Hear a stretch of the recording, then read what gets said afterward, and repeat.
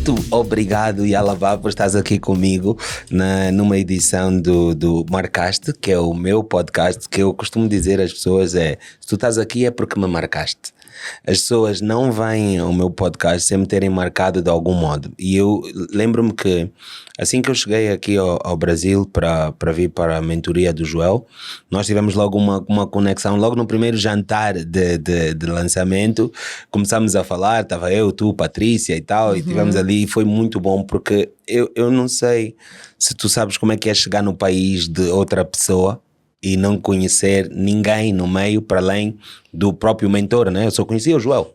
Eu conhecia o Joel e a mulher dele, né? A Lalas, mais ninguém. E então, ser recebido, o que eu quero te agradecer pela recepção, que foi muito bom ser recebido e ser recebido com carinho, né? Então, muito obrigado por me teres marcado dessa forma positiva e por aceitar estar aqui comigo hoje.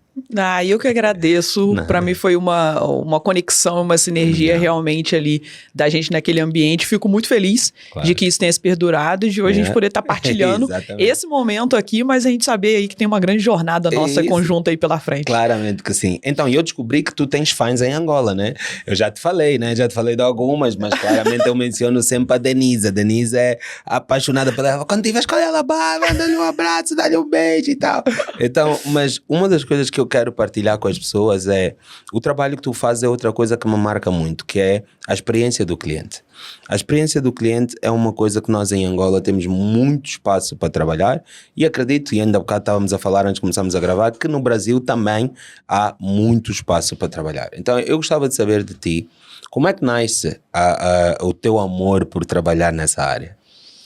Bom, eu digo que essa parte de trabalhar com o cliente, eu digo que não fui eu que escolhi, foi ele que me escolheu. Maravilha. Eu vim do mundo jurídico, né? Eu sou advogada, eu fiz direito, fiz realmente a prova da ordem, porque às vezes perguntam, mas você chegou a fazer a prova da ordem? Porque aqui no Brasil tem essa regulamentação, você faz a faculdade, você precisa fazer um exame para poder ter a carteira.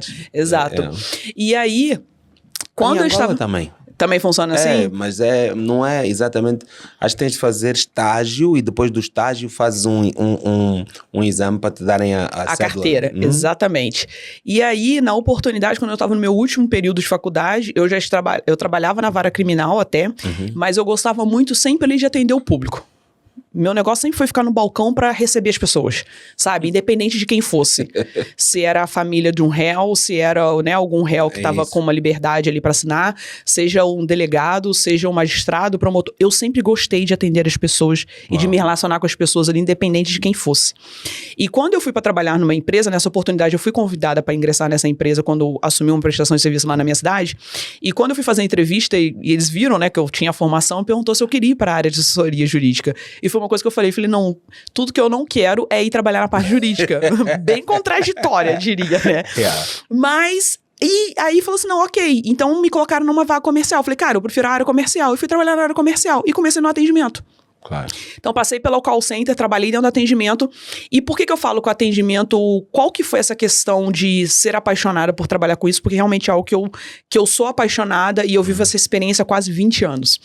De começar com toda essa trajetória de atendimento, trabalhei pelas partes de gestões, empreendi no ramo, né? Abri negócios voltados para isso e hoje auxilio outros profissionais para conduzirem isso. Foi pela questão de entender que o nosso papel é você contribuir com a outra pessoa. Eu entendi que o meu papel ali como atendente é o servir ao Marco. Eu estou ali como um ponto de contato solucionadora de algo. Sabes uma coisa, Labá? Tu sabes, eu não sei como é aqui no Brasil ainda, porque só tive uma experiência ainda. Eu fui à Receita Federal para tratar do meu CPF. E eu cheguei lá e o rapaz não me atendeu muito bem. Tá? E infelizmente é uma coisa que eu vejo também acontecer algumas vezes de onde eu venho a nível da função pública. Não é com todo mundo, porque há pessoas que estão lá e que se dedicam e que querem de facto ajudar, mas aqui no Brasil também é muito comum quando tu vais a lugares públicos, Receita Federal ou algum lugar desse género, as pessoas parece que estão a despachar. E depois tem uma coisa, como eu tenho um sotaque diferente, né? O rapaz começou a falar alto. Eu não sei se ele achava que eu ia perceber melhor se ele falasse alto, né? Então eu olhei para ele e disse, fala baixo, eu estou ao teu lado. E ele virou-se e disse, então tá, era isso. Eu disse, não era isso. Vai ter que me explicar com clareza, mas não precisa de gritar. Que é uma coisa que eu sinto também, que é, muitas vezes os clientes aceitam serem tratados dessa forma porque precisam de tratar de um documento. Sim. Mas eu não, né? Então eu quero entender por que estás a falar assim, por que estás a gritar. Sim. Mas eu queria primeiro perceber, é comum acontecer isso? Infelizmente, sim. Ok. Infelizmente, sim. E eu acredito que era sempre esse foi o meu incômodo. Né? Ok. Até trazendo essa conclusão em cima do seu perguntou do porquê trabalhar com isso, o meu incômodo sempre foi esse. De ver pessoas não serem tratadas da maneira como elas merecem. Independente de quem são e de como são. Yeah.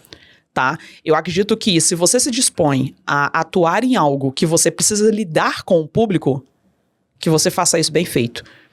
Se você tá ali por uma obrigação, que é um caso de um concurso público, e aí não, esse aqui é o meu trabalho, vamos colocar que não é nem obrigação, porque se você prestou um concurso público pra estar ali, Escolheste? você escolheu estar ali. Eu costumo falar isso pros prestadores de serviço, quando eu vou trabalhar junto com as empresas, eu falo, cara, ninguém te obrigou a abrir um negócio. Não. Ninguém te impôs a você ter que trabalhar com as pessoas. Ninguém te obrigou a isso. Isso.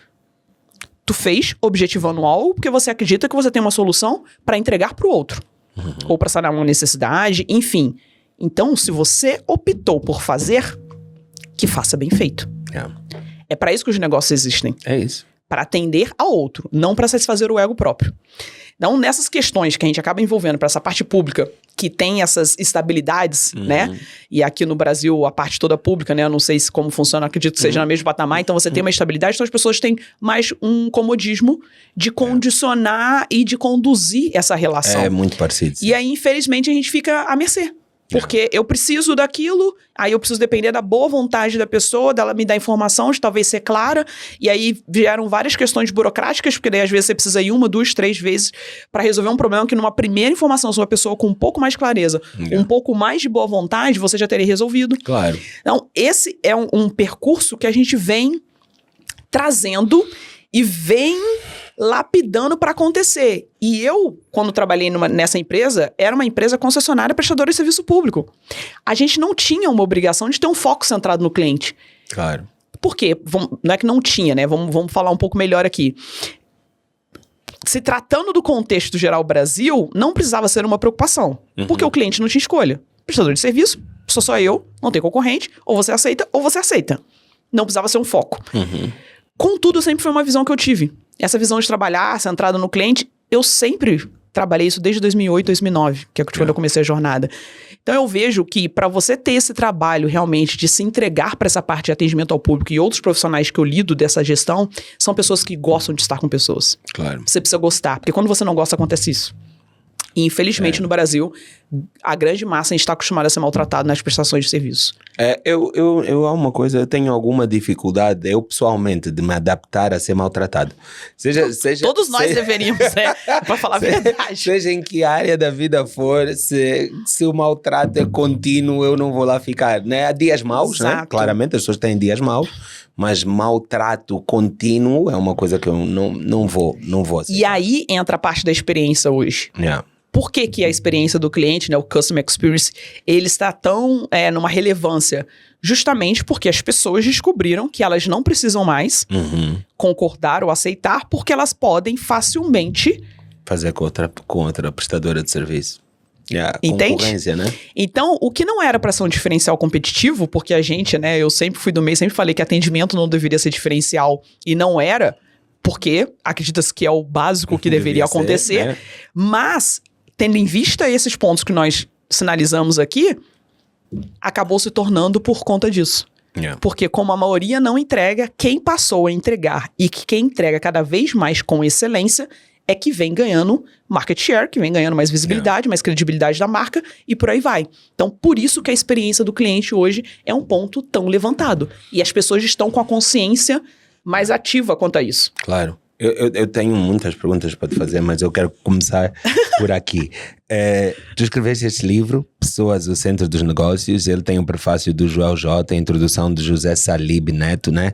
Quem não conhece, por favor, vai investigar e vai perceber o tamanho de ambas pessoas que eu acabei de mencionar. Pessoas, o Centro dos Negócios. Explica-me um bocado porque desse título esse livro, o que é que ele fala, para quem ainda não teve a oportunidade de ter acesso? Fala um bocado do livro. O livro, ele nasceu, assim, tem uns 2 anos que começou toda a construção dele, porque... tendo em vista toda essa minha jornada, né, que eu falei ali um pouquinho aqui no começo, quando eu comecei a fazer esse trabalho dentro das empresas, né, auxiliá-las nessa construção, de trazer experiência, construir, né, essa questão de experiência do cliente, ajudar nessa cultura centrada no cliente, quando eu fui vendo isso na prática, eu comecei a enxergar que a necessidade para eu fazer essa construção, né, centrada para o cliente, ela tinha alguma coisa ainda mais fundo, sabe? E eu sempre fui uma pessoa muito crítica, eu sou uma pessoa muito observadora e eu gosto de analisar processos. Eu sou uma estrategista de processos, eu sou completamente processual.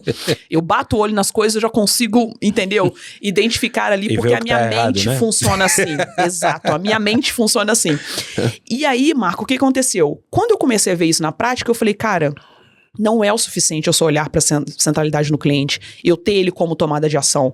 Porque eu agir centrado no cliente, eu tô tendo tomadas de ações internas que eu vou impactar o meu externo. Isso. Ok. Só que essa construção começa aqui. Então, foi assim, numa conversa com uma amiga, numa mesa de restaurante, tinha saído de um evento de lançamento de livro do Salib, e aí a gente jantando, eu falei assim, e tava já com a questão de construir o livro, e eu falei assim, não amiga, pra mim a minha concepção é a seguinte, pra eu conseguir construir essa entrega pro cliente, eu tenho aqui a liderança, que sai de um ponto principal inicial, que é quem dá o start, quem starta o negócio, quem direciona, quem cria, visando atender um público, então aqui eu já tinha ele numa base, só que ele não faz isso sozinho, ele tem time. Então foi aí que eu desenhei uma pirâmide, que é o que eu explico de tríade de negócio, que é a minha metodologia. Então eu vi que era liderança, colaborador e cliente.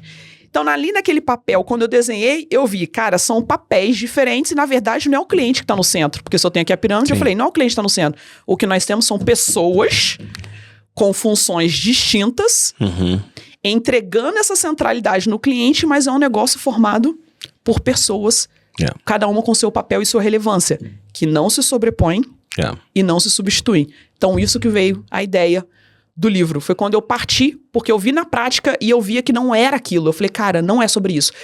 E me aprofundando um pouco mais, quando eu tava fazendo o já preste do lançamento e fazendo a introdução junto ao Salib, que é um cara, né, como você falou, deem um Google, porque pra mim é uma honra, assim, absurda, né, poder ter tido esse apoio, né, tanto dele, obviamente, e do Joel também, e o Salib sendo a magnitude de quem ele é, e foi ele que me sinalizou, ele falou assim, Alabá, de toda a gama, né, de livros, né, o Salib tem mais de 40 anos de gestão, não existe um livro que conecta esses papéis. Ele falou, não existe isso. Isso aqui é esse primeiro posicionamento. E quando a gente começou nesse filtro de puxar, foi quando então eu identifiquei que dentro dessa linha que a gente tem de Custom, que a gente tem a parte do Custom, que hoje já era o Customer Service, agora é Customer Care, o Customer Success, o Customer Experience. E a todos os customers. Todos os customers possíveis. E aí tem o Customer Centricity, que é já a cultura centrada no cliente. E aí eu identifiquei que o meu livro, na verdade, ele traz a cultura People-Centric. Que é a centralidade das pessoas. Que eu vejo como um passo já além. Porque é sobre isso. Simon Sinek já dizia isso há quanto tempo? É muito tempo, né? E que não deixa de ser verdade. Então, o meu livro, ele foi voltado por esse sentimento, porque, como eu te falei, aí me conectou com tudo isso que eu vi que, na verdade, eu vim construindo durante todas essas décadas, que foi sempre eu acreditar nas pessoas. E foram coisas que eu vivi. Mas tu falaste do Simon Sinek, ele acaba por nos afetar a todos nas suas abordagens super simples e sempre muito profundas, né? A primeira pergunta que eu te fiz foi por quê? Começa pelo porquê. Então, ele acaba sempre por nos afetar de uma forma muito profunda. E sim, claramente, as pessoas são o centro do negócio. Eu costumo dizer às pessoas, como eu trabalho na área de liderança e alta performance, é que a primeira liderança que as pessoas têm que ter é a autoliderança, né? Não interessa a função que tu desempenhes, tu tens que ser líder de ti próprio. E eu acredito que quando tu trabalhas na tua people-centric, a filosofia people-centric, ou seja, as pessoas no centro do negócio, tu encontras alguns desafios a nível das pessoas que não se sentem no centro de nada. Então, eu gostava de perceber contigo a interligação de colocar as pessoas no centro do negócio e da parte deles se liderarem a si próprios. Esse ponto que você tocou foi assim, muito importante e relevante, porque foi esse tocante que me fez trazer essa abordagem. Porque é a clareza do que as pessoas precisam compreender. E por que eu via, e por que me trouxe para essa visão aqui que nós sinalizamos agora das pessoas na centralidade? Porque essa era a entrega que eu objetivava. E qual que era a dificuldade das empresas? Cara, eu não consigo alcançar isso. Eu não consigo fazer essa entrega, eu não consigo construir. Logo trazendo o quê? Para essa parte interna, para as pessoas, o que estava faltando? Pertencimento. Eu preciso entender o que está acontecendo. E aí envolvem todas as camadas. Então, o alcance do que você quer lá fora, ele envolve nessa camada interna. Não tem como. A experiência do cliente que você quer lá, ela começa aqui dentro, com a experiência do colaborador e com o papel da liderança. E aí entra esse papel, sim, do despertar da consciência, mas trazendo a visão estratégica, processual do negócio. Olha, estrategicamente, a gente falando, a atuação é essa.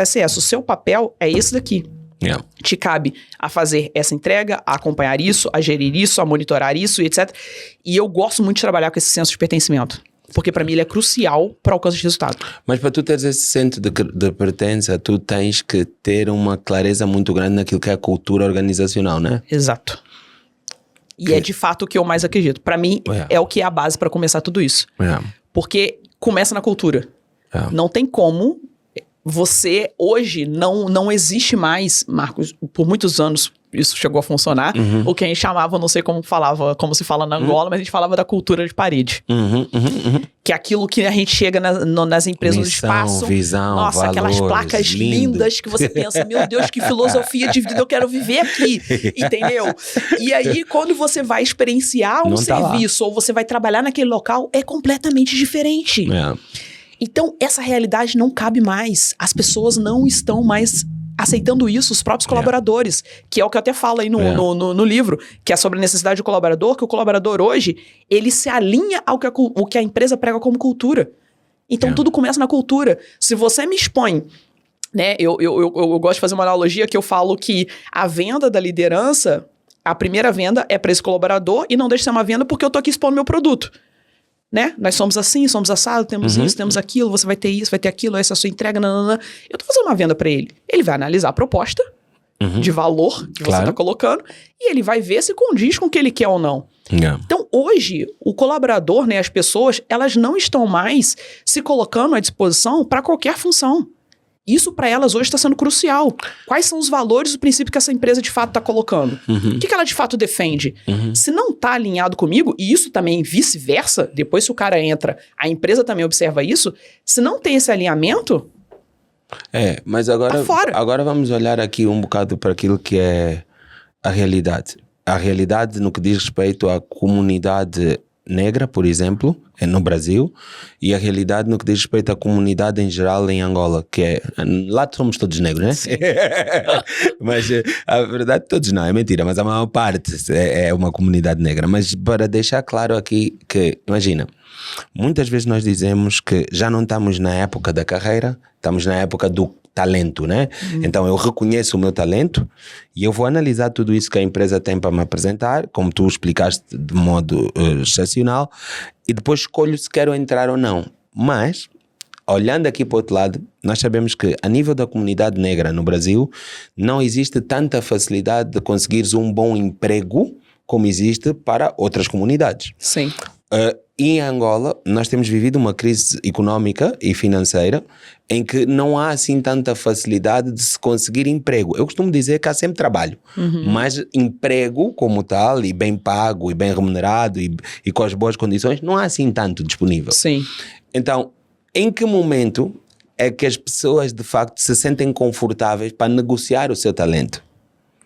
Porque é isso que eu gostava de entender, né? Porque às vezes eu não sei a realidade do Brasil, não sei se em qualquer momento eu decido, não, vou negociar o meu talento, não, peraí, como disse o Gabriel Pensador, a necessidade é maior do que a moral, eu vou com aquilo que tu me ofereces, né? Então eu gostava de entender um pouco a realidade daqui. Bom, ele só consegue ter essa clareza a partir do momento que ele tem esse autoconhecimento para ter essa segurança de avaliação. Porque se eu de fato sei quem sou, se eu de fato conheço todas as minhas competências, minhas habilidades, eu avalio o que estão me propondo. E aí eu olho para aquilo e falo, não. tá muito aquém do que eu tenho condições, ou isso aqui é para uma coisa mais júnior, eu já tô no momento mais pleno. Então, vai muito do próprio profissional. Por isso que toda essa outra questão também que a gente vem falando muito recentemente, que é a questão do autoconhecimento, ela é tão importante. Claro. Porque você precisa se autoconhecer para ter todo isso muito bem claro para você saber se você vai estar ali naquele papel ou não. Claro. E se você não tem isso claro, é quando acontece de você ingressar e começar a ter frustrações. De um ambiente não ser exatamente como você imaginava, de você não se sentir com uma liberdade para ter uma troca com a sua liderança. E é uma contrapartida também, se o cara também sente que você não tá, né, tendo essa entrega, isso também pode acontecer pelo outro lado, mas começa por essa questão do autoconhecimento. Porque se eu tenho isso muito claro para mim, eu vou avaliar e vou falar, cara, isso não tá alinhado comigo, entendeu? Não faz sentido para mim. Eu, por exemplo, se eu colocar no meu papel hoje PJ, às vezes de propostas que aparecem, né, não diretamente dentro de empresa, mas de repente para estar no evento, palestrar, alguma coisa assim. De repente da forma como fazem uma contraproposta... O que é PJ? Eu não sei. Pessoa jurídica. Tá. É quando a gente trabalha por conta a empresa, né, como eu sendo a empresa. Isso. E aí, a gente avalia pela proposta que a pessoa coloca, mas quais são as condições para participação desse evento? Isso, aquilo, não, o que a gente vai oferecer é isso. Cara, eu sei que de repente, sabe, pro meu punho, a minha entrega é muito além do que aquilo, fala, ok, mas agora não dá. Pra mim não faz sentido nesse momento, etc. Claro. Então você precisa ter essa confiança. E a gente só consegue ter muita autoconfiança se a gente tiver um autoconhecimento muito forte. Claramente. Tu acreditas que over-delivery está se a tornar uma cultura? Eu não diria que cultura. Eu acredito que está se tornando, pelo menos por aqui, está sendo utilizado mais como uma prática de aquisição. Valeu. Ok, explica. Para venda. Sabe? Não, porque aqui a gente sempre consegue fazer uma entrega muito maior do que o cliente pode esperar. Vocês podem ter... Começou a se tornar uma cartada de venda de oferecimento. E que às vezes não é uma entrega que vai acontecer. Ok. Entendeu? Então, assim, pra mim tá usando... em alguns momentos, tá? Não tô dizendo que são 100% casos. Sim, não, claro. Em alguns momentos, ele tá sendo utilizado mais como uma bandeira para eu poder vender ou propagar do que uma realidade. Então, não sei se chega bem ser assim algo que está se tornando cultural. Até porque a gente vê que as experiências ainda são muito aquém. E quem, de fato, tem experiência boa e tem um over delivery, a gente sabe que é sucesso. A gente, por exemplo, está num ambiente que funciona dessa maneira. Claramente. Aliás, o que eu ia dizer é exatamente isso. Eu não sei se eu é que tenho sorte, mas... todos aqueles são... Claro, eu também só lido com o mesmo grupo de pessoas, praticamente, né? Mas todos aqueles são os eventos que eu tenho participado, né? O delivery tem sido sempre para além daquilo que foi prometido. E qual é que é a minha sensação como cliente? Porque é uma coisa que às vezes nós esquecemos, né? Nós, como trabalhamos para empresas, que eles são nossos clientes, nós esquecemos muitas vezes que nós também somos clientes, né?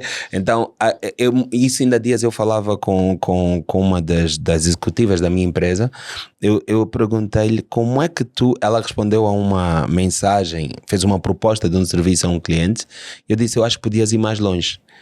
Como é que tu te sentirias se fosses tu o cliente e para além de eu te dizer, olha, faz uma mensagem para este cliente por causa desta situação, eu ainda te dissesse como estruturares a mensagem. E ela disse, por acaso faria muita diferença. E é uma coisa que eu sinto aqui.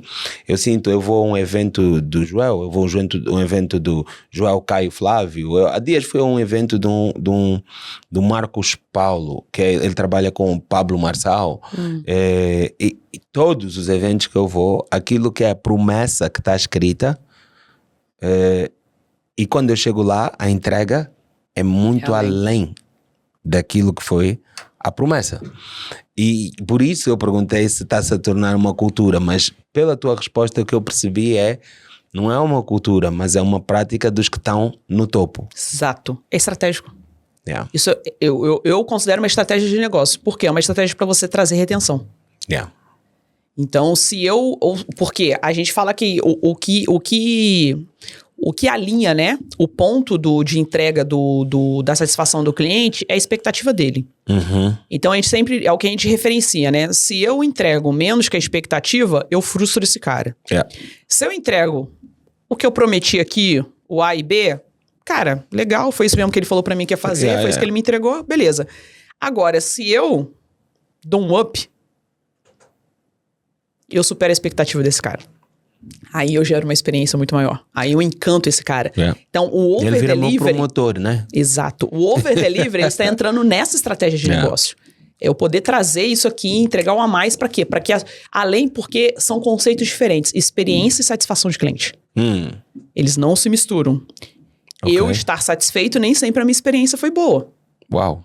A minha experiência ter sido boa, eu talvez não possa ter ficado satisfeito. É sensacional quando os dois se encontram. Aí é o efeito wow.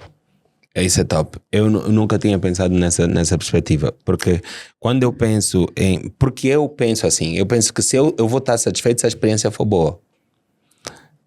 Marco. Mas na verdade não é... Qual é que é a principal diferença? Por quê? A satisfação é quando você tem atendido o seu objetivo. Cara, você foi lá pra fazer a barba.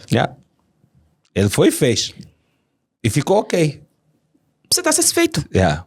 Beleza? Aí tu vai pra fazer a barba. De repente você chega a um local sensacional, o cara te oferece um cappuccino e tal, entendeu? Ligam, tem o ar, sei Pergunta lá. como é que tá a temperatura. Tudo, Quer entendeu? ouvir música ou não? Tudo. Pensa Uber, né? Aí o cara entrou, tem tudo isso. O cara foi lá, pode ficar tranquilo, relaxado, botou toalha quente, fez tudo pra ti. E aí quando tu foi avaliar o serviço, falhou, não ficou legal, tirou demais o que você falou, olha, cuidado aqui, porque eu não gosto que fique, entre muito pra dentro do meu pescoço e tal. Ou seja, a sua experiência foi sensacional. Mas a sua satisfação não foi. Porque o que era pra ele ter te entregado, ele eu nunca tinha pensado nessa diferença. Agora, se é o inverso, aqui eu sou satisfeito. Às vezes pode chegar no local mais simples possível. Aquela barbearia, cadeirinha antiga, chegou, o que você deseja? Eu quero assim, assim, assado. Cara, o cara entregou exatamente, você ficou satisfeito. Pô, o cara me entregou, local simples e tal, mas me atendeu bem. E agora foi educado, nem foi simpático, foi educado só, fez a coisa. Exato. Agora você pensa quando você junta essas duas coisas. É maravilhoso. E é isso que as empresas estão buscando construir, porque essa satisfação, ela tá dentro da experiência. Entende? Então, quando você consegue ter essa junção, né? Eu brinco até que é como se fosse ser feito de explosão mesmo. Isso. Quando você bate isso aqui, é quando você... Uou! Cara, que sensacional. Isso, por exemplo, eu estava a dizer ao dono deste espaço onde estamos a gravar, aqui em São Paulo, que eu voltei, porque eu vim aqui primeiro como convidado, né? Vim como convidado do Rodrigo Barbosa, gravar, e eu agora queria gravar os meus próprios podcasts, e eu disse, Rodrigo, passa-me aquele contato, porque gostei da experiência, gostei do local, gostei como fui atendido, gostei de tudo, então eu decidi voltar. Então imagina, se eu tiver algum amigo que me pergunte sobre algum local para vir gravar, eu vou sugerir. Porque eu tive uma experiência boa e saí satisfeito naquele dia com o Rodrigo, né? Então, e você nem era cliente direto. Não era cliente, não era. Eu fui convidado pelo cliente, né? Exatamente. Então, e agora, eu amanhã venho gravar com o Rodrigo, então eu convidei o cliente deles para vir gravar. Hoje depois ele vem como convidado. E é essa a cadeia. Então, assim, quando as empresas entenderem de fato que eu me preocupar em satisfazer a necessidade, que é o que eu me propus, e eu fazer um ponto de excelência, seja através do atendimento, seja na entrega, seja num algo que pode fazer parte do meu business, cara, é onde eu consigo impactar essa pessoa. E essa pessoa vai impactar outras pessoas. É isso. Que vão vir pra mim com menos objeções, vão vir pra mim já compradas ali, porque né, já validou tudo, o cara já quebrou um monte de coisa que poderia existir, foi indicado por alguém de confiança dele, então o cara já vem preparado pra comprar. Tu achas que é uma objeção muito grande para as empresas perceberem o valor dos seus colaboradores hoje em dia? E quando falo colaboradores, eu falo toda a cadeia de colaboradores. Eu não estou a falar só do colaborador que é especializado. Sim.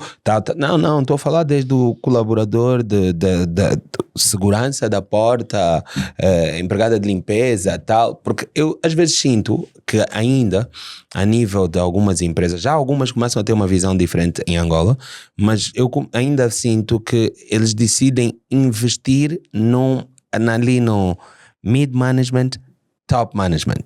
É muito raro as empresas que investem desde a base, naquilo que é a formação.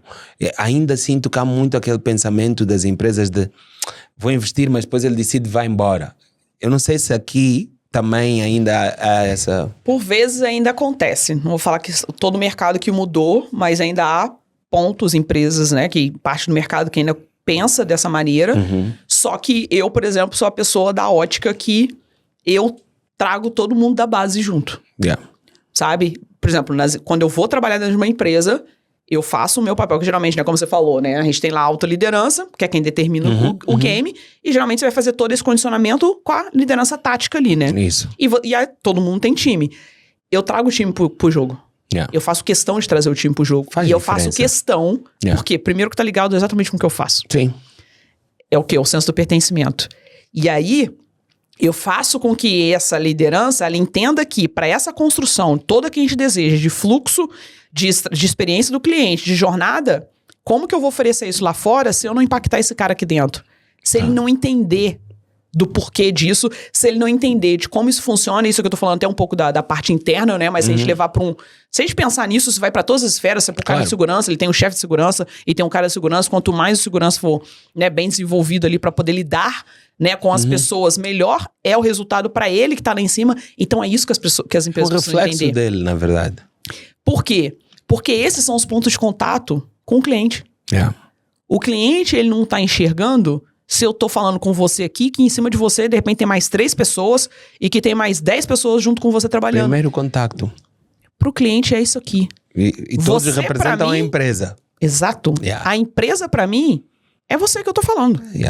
A personificação daquela empresa que eu tô aqui na hora do atendimento, cara, pra mim a empresa é você.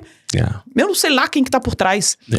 Então, quando você consegue, quando isso tá cada vez mais claro, e aí você olha, de fato, pra essa pessoa e pensa numa boa experiência do colaborador, numa boa capacitação, num bom treinamento, e o treinamento ele é importante ser feito em camadas. Claro.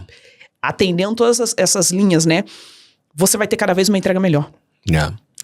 Porque porque, volto a dizer, você envolve a pessoa no processo, você pertence, traz o pertencimento a ela, e o investimento de conhecimento ali aplicado, a pessoa vai sair. Cara, tudo depende muito da cultura que você prega. Aí eu volto pra cultura. Começa pela cultura que você desenvolve. Há mais 2 questões que estão assim mesmo aqui na frente assim da minha, aqui nessa parte da minha cabeça mesmo, aqui na frente. Uma delas é, tu encontras muita objeção a nível estratégico, tu falaste da parte tático, encontras muita objeção a nível estratégico da necessidade deles também receberem o treinamento, porque há uma coisa que eu noto, o estratégico contrata, mas muitas vezes não quer participar da formação. Então, do treinamento, né? Sim. Como se diz aqui.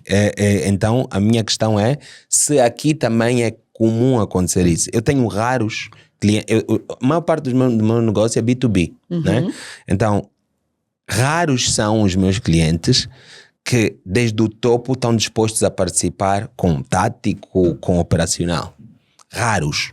Alguns querem muito, querem lá estar mesmo, querem aprender e querem partilhar e querem deixar as pessoas à vontade para partilhar. Mas a maior parte não tem tempo, isso eu já sei, o tático é que precisa de saber. Então são objeções muito comuns. Ao ser uma objeção que tu também vês aqui, e quem nos ouve pode também viver isso nas suas áreas de trabalho, como ultrapassar, se for uma objeção aqui? Aqui também acontece. E, por vezes, o próprio, né, vamos falar na parte quando é um treinamento específico, que é uma coisa mais pontual. Por vezes, o treinamento ele é até direcionado apenas para essa camada. Então, tem empresas que, na verdade, elas olham isso. Né? Às vezes, uma área da empresa, vamos colocar a área de RH, etc., eles querem instituir e criar essa cultura, e eles sabem que para aquilo acontecer, a liderança estratégica, ela precisa estar ciente daquilo. Então, o que eles fazem?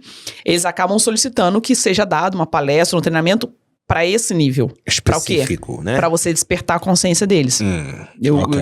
Por exemplo, já aconteceu comigo de passar por essas experiências, por exemplo, de ter 40 C-levels de um grupo que estavam no encontro da empresa e, tipo, o treinamento, a palestra foi para poder falar sobre isso para ele, para trazer essa consciência para cada um no seu polo dentro da empresa que eles direcionam e comandam, para que eles atuem isso e venham top-down. Por quê? Porque realmente, para isso aqui poder ser constituído e ser criado, tem que ser de cima para baixo. A pessoa que é o poder decisório, primeiro que ele tem que estar ciente. Aí vindo para a parte de treinamento. Quando é um trabalho já mais de entrega, que até como você também acompanha sempre, de ficar já um trabalho mais de mentoria, que é o mais longínquo de uma consultoria, existem diretorias que acompanham. Eu já tive diretorias que participaram. Claro. Falou, não, quero acompanhar de reuniões, estar junto. Agora que ele quer, até vais viajar, ele quer estar lá, Exato. nem que seja para a abertura do evento. Acompanha, entendeu? Sim. E aí, existem, obviamente, aqueles que, não, isso aqui é coisa do time, o time desenvolve, não precisa estar ciente. A gente tem uma resistência de talvez ver ali uma valorização de enxergar do porquê que eu preciso estar junto. São opções e determinações. Só que a gente vê claramente que aqueles que decidem estar junto, estar mais envolvido, são aqueles que têm mais resultado. Porque fica mais claro, né? Obviamente que, tipo, a pessoa que tá lá em cima, ela precisa conhecer detalhadamente do que é o processo? Não. Porque ela tem as lideranças específicas que vão realmente operacionalizar aquilo. Só que é importante que ele saiba a relevância daquilo. Entendeu? E aí... E até o feeling das pessoas, né? Exato. Sobre os diferentes temas, que desafios têm, porque eles é que estão lá no tático, eles é que estão no operacional. Exato. E tu muitas vezes não consegues ter acesso a essa informação. Porque eu uma vez vi uma pirâmide que chamavam, acho que era a pirâmide da ignorância, e que eles diziam que apenas 4% dos desafios reais que estão a acontecer na empresa chegam ao nível estratégico. Porque todas as outras camadas vão tentando resolver antes de chegar. Segurando. Não deixa esse negócio chegar lá não, pelo amor de Deus. Então eu acho que é uma oportunidade deles chegarem mais próximos e saberem um bocado daquilo que é realmente os desafios que se vivem. Uma coisa que eu queria te perguntar também, a segunda pergunta era: o quão importante é para a faturação das empresas eles terem noção de que as pessoas devem estar no centro do negócio?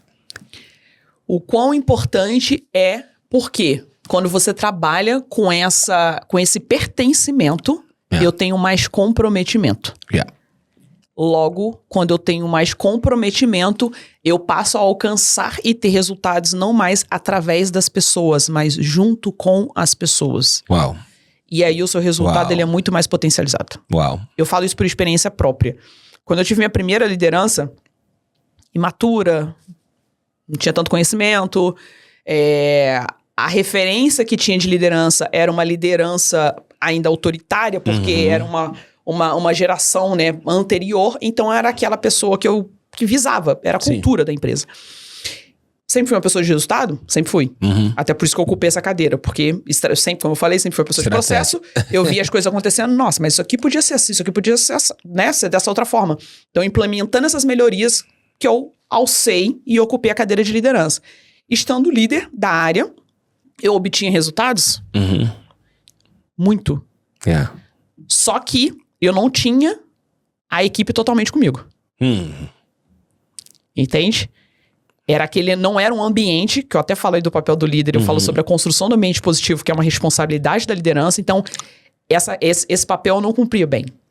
E aí, com o meu desenvolvimento e maturidade e oportunidade de vivenciar uma experiência de trabalho em equipe de verdade, dentro de um projeto que eu fui por dentro do próprio grupo, e ali eu vivi uma outra realidade, que era essa conexão das pessoas, de todo mundo de fato estar junto, aquilo mudou a minha mente.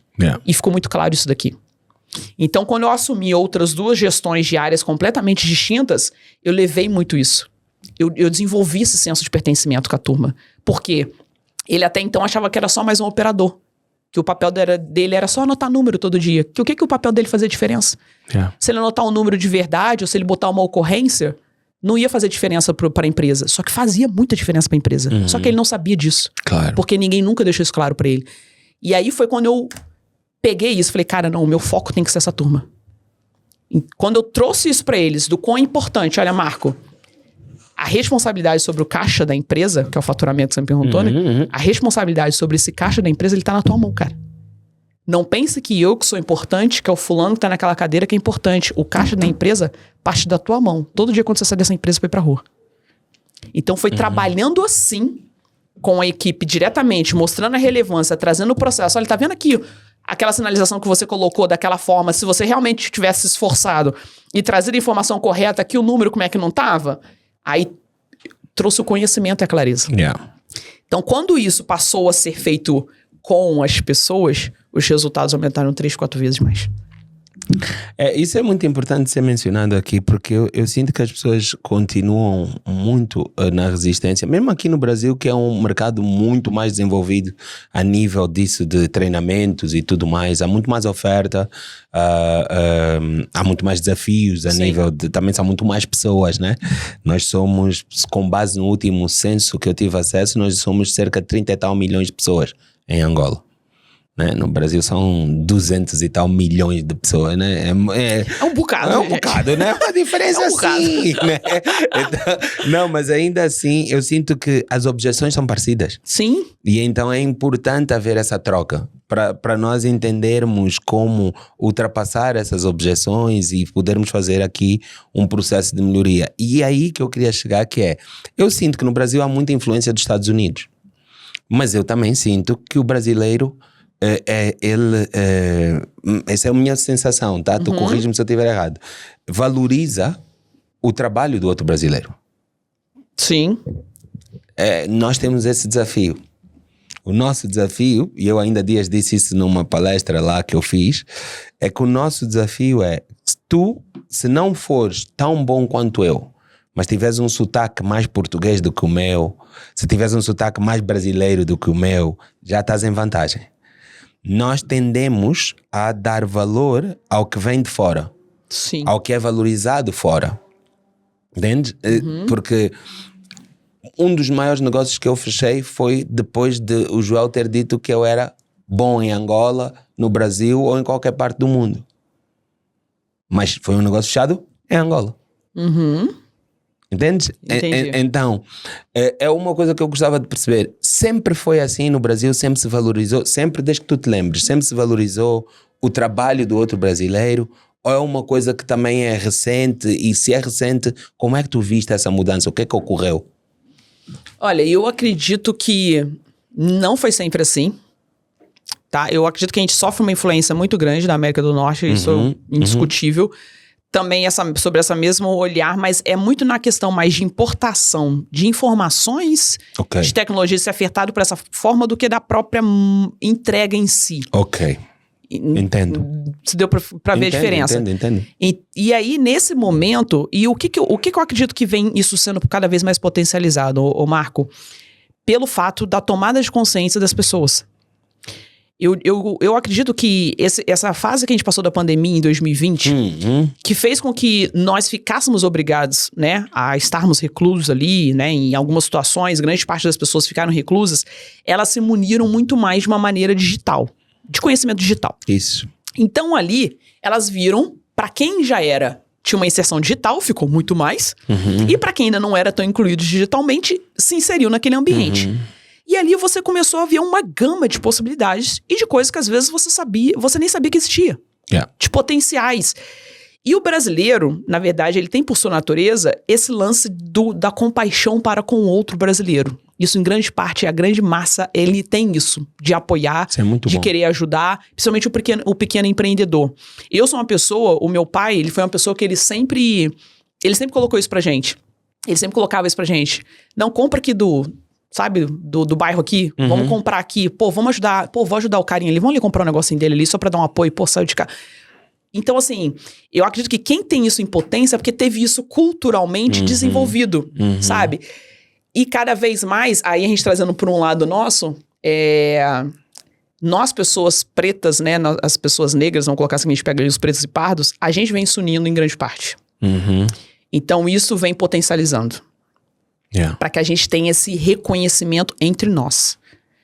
Que é justamente o que eu acredito que essa tomada de consciência nunca foi a desejada, porque a potência que nós somos juntos, ninguém consegue travar. Uau. A população negra, ela movimenta bilhões e bilhões e bilhões e bilhões no mercado. População negra. Uhum. E cada vez mais as pessoas negras com ascensão, elas estão buscando enfatizar e potencializar os negócios de outras pessoas negras. Isso então, é muito se bom. isso aqui começa a cada vez mais casar, o sistema vai começar Eu, de facto, vejo... a reavaliar ou a balancear muita coisa. A gente chama aqui, a gente brinca de black money. Não, vamos fazer o black money girar. Isso. Porque é esse o objetivo. Porque a gente, naturalmente, nós somos unidos. Aliás, há um negócio chamado Black Money, que tem uma... E hoje virou, Isso, marca, tem tudo. isso. A gente fala, vamos fazer o nosso Black Money. É o que a gente fala. Então, sempre que a gente vai buscar alguma coisa, gente, você tem um profissional de não sei o quê, a gente dá preferência pra pessoa negra. Isso. E isso já está acontecendo. Então, você coloca isso pra daqui a alguns anos. É exponencial. É exponencial. Entende? É isso. E nós somos... E aqui no Brasil, diferente de Angola, aqui no Brasil nós somos em média de 60% a 65% da população. Não, nós somos 99% mesmo. Pois lá você tem esse ponto. A gente aqui, mas nós somos a maioria. Então, se nós somos a maioria, é essa maioria que tem que fazer acontecer. É isso. E não, mas isso é um exemplo fantástico. Eu queria que fosse aqui mencionado para quem nos ouve, seja do Brasil, seja da Angola, seja de onde nos ouvirem, terem a oportunidade de começar a ter essa consciência e não a querer complicar o crescimento dos outros. Sabes, eu uma vez cheguei à conclusão, triste conclusão, em que alguns meios, as pessoas querem te ver crescer, só não te querem maior do que eles. Sim.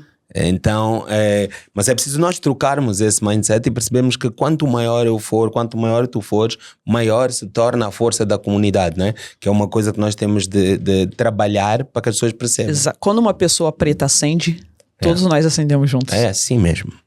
Essa é a nossa verdade. E isso é algo que está enraizado na gente. Ninguém sabe explicar por quê. Você sabe explicar por quê? Eu sei, porque vocês viveram um processo de escravatura, né? Imagina, nós saímos...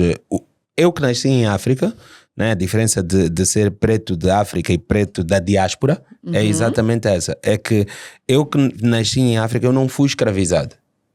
O preto que nasceu na diáspora e que é descendente de escravo. E esse processo da escravatura foi um processo de muita dor, de muito sofrimento. E o sofrimento une. Exato. O sofrimento une, porque tu tens uma causa conjunta. Exato. Não é mais nada. É uma causa, nós temos uma causa comum e por essa causa comum vamos lutar para que não voltemos nem a passar por perto daquele nível de sofrimento. E eu acho que faz todo sentido. Entendeu? E esse é o motivo do porquê que eu não quero que esteja todo mundo junto. Entendo. Porque se eu tenho, olha a potência que isso é. Olha a potência que isso existe. Isso. Entendeu? Então, isso são as políticas e tudo, pelo menos aqui no Brasil, que é o que a gente vem discutindo muito, né? Eu acho que faz sentido com o que a gente veio aqui abordando, e a gente vem trazendo muito isso para ser evidenciado, para que haja, e aí por isso que eu tô falando essa questão da valorização, de um valorizar o trabalho do outro, porque tem vindo muito disso. Eu não tenho que olhar, porque sempre o olhar foi, não, mas o profissional, né? Sempre o preto e o negro era sempre o olhar de que não era uma pessoa que de repente tivesse uma capacidade como uma pessoa branca. É uma coisa que eu sinto aqui, quando eu vou a sítios caros, as pessoas falam comigo em inglês. Assim que eu entro, as pessoas começam, hi, e eu, oi? Desculpa, fala português? Falo. Então, a tendência é que quando tu vais a um sítio caro e és negro, és americano. Eu estive agora, 2 dias atrás, no Rio de Janeiro, e aí então pior. Qualquer lugar que eu fui no Rio, a conversa começou com hi. E eu, será que eu saí do Brasil e não dei conta, né? Então, ainda é uma coisa de mentalidade. E muitas vezes, quem disse hi para mim foi outro negro. Exato, que é um ponto que a gente vem debatendo muito. Porque a separação, em alguns momentos, vem do próprio negro. Porque ele não consegue enxergar que pode existir um outro negro que acendeu. É isso. Porque pra ele também foi ensinado de que negro não acende. Não tem como. Entendeu? E é isso que a gente precisa quebrar. Falar, cara, não. A realidade não é essa. E estamos a quebrar. Ainda dias tiramos uma foto muito interessante na mentoria, né? Nós juntamos os negros que estavam lá, né? Exatamente. E o número aumentou. Exatamente, então, estamos avançando. Isso, que continue. Olha, para finalizar, fala um bocado da ideia do teu evento, o primeiro evento presencial, o People Centric. Conta um bocado. Pois é, o primeiro evento presencial, assim, tô muito animada, né, para essa construção. Ele vem muito com essa ideia do que o livro traz como pilar, né? Porque o People Centric Day, justamente para poder trazer essa visão do negócio para a atuação das pessoas, para esses papéis, e o quanto eles impactam nessa experiência do cliente.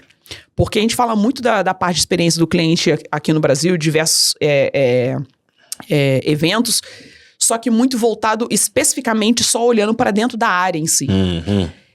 E aí, como eu trago no livro, e eu gosto de trazer essa visão mais expandida, e é porque é a minha visão de vivência, porque eu sou uma pessoa que eu vim de uma cadeira de call center, passei por uma cadeira de um bom tempo como colaboradora, fui gestora dentro de um mundo corporativo e de uma grande holding no país, então assim, né, o que se fala de conselho administrativo, tudo hoje que se fala muito em alta, EBITDA, tudo isso eu já vivia em 2010, 2011, já era uma realidade para mim.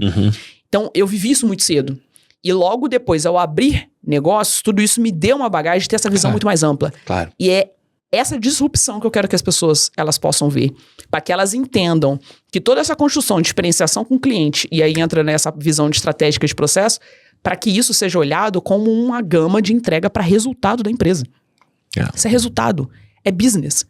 Por que eu preciso, e por que eu preciso olhar para isso? Por que esse ponto para mim é uma vantagem competitiva? Por que realmente, de fato, eu tenho esse olhar, como é que eu trago como lucratividade para o meu negócio? É para trazer essa visão realmente, não só ficar naquele coisa, na experiência que é encantadora, que faz parte. Mas qual é a maturidade do meu negócio para agir com essa experiência ou para construir isso daqui? Eu preciso saber, porque nem tudo que está no mercado faz sentido para mim. E é isso que eu preciso despertar. Então, a proposta do evento é trazer isso mais numa didática mais a fundo, ali com outros profissionais também que vão estar lá maravilhosos ajudando nessa entrega. Eu vi, o Moisés vai estar lá também. O Moisés também vai estar lá, exato. Que é para trazer até uma visão dessa questão do quanto que essa parte de vendas ali, que é importante a gente trazer para dentro desse papel e dentro dessa construção a gente vai falar também sobre o quanto a diversidade impacta no número. Porque se eu tenho uma população diversa, para eu gerar identificação com esse público, quem entende, que é quando a gente fala de empatia, quem entende, né, também o contexto de quem eu tô atendendo. Porque não adianta eu querer entregar um produto para essa população aqui se eu não conheço a realidade dela. Então a diversidade, ela é algo que ela precisa existir, aqui a gente tá falando no caso da diversidade, né, de pessoas pretas, negras, ela precisa existir por quê? Porque um ambiente diverso, ele potencializa o resultado. Fim. Ele é mais inovador, ele é muito mais criativo. E aí ele traz muito mais resultado. E a gente vai trazer essa visão da diversidade dentro da experiência, o quanto isso, em números já comprovados. E homens, e mulheres, e tudo. E tudo isso. Tudo gêneros, tudo isso envolve todas essas questões. A questão da inclusão, né? A questão das pessoas com deficiência, as pessoas... São todos esses âmbitos que a gente vai falar também dentro da diversidade. Para que isso de fato fique claro. Maravilha. Olha, Elba, muito obrigado. Eu aprendi muito. Tenho certeza que quem nos vai ver e ouvir também vai aprender bastante. Eu desejo todo o sucesso para o People Centric Day, que é agosto, né? Agosto, 31 de agosto. 31 de agosto, no fim de agosto. Então, quem está aqui em São Paulo, quem está no Brasil, viaja para vir assistir, porque vai fazer toda a diferença. Vão aprender muita coisa boa, eu tenho a certeza absoluta. E depois, também dizer que ainda é esse ano que faz Angola? Se Deus quiser, eu pretendo. Eu já falei que vai ser minha primeira viagem pro exterior, se Deus quiser. Vamos embora. Vai ser pra ir na minha terra de ancestralidade, de onde vem meu nome. Isso. Meu nome tem origem africana, pois como assim eu ainda não fui em terras africanas? Tem alguma coisa errada nisso. Vamos resolver esse tema. Essa conta não tá fechando. Vamos fechar a conta. Valeu, Elba, muito obrigado pelo Eu que te agradeço. Tá? Agradeço super, meu amigo. Nada, valeu. E é isso, chegamos ao fim de mais um Marcaste e claramente vocês aprenderam muito, eu também, e eu vou voltar para mais e mais e mais. Já sabes, segue o canal, partilha, deixa comentários e vamos embora.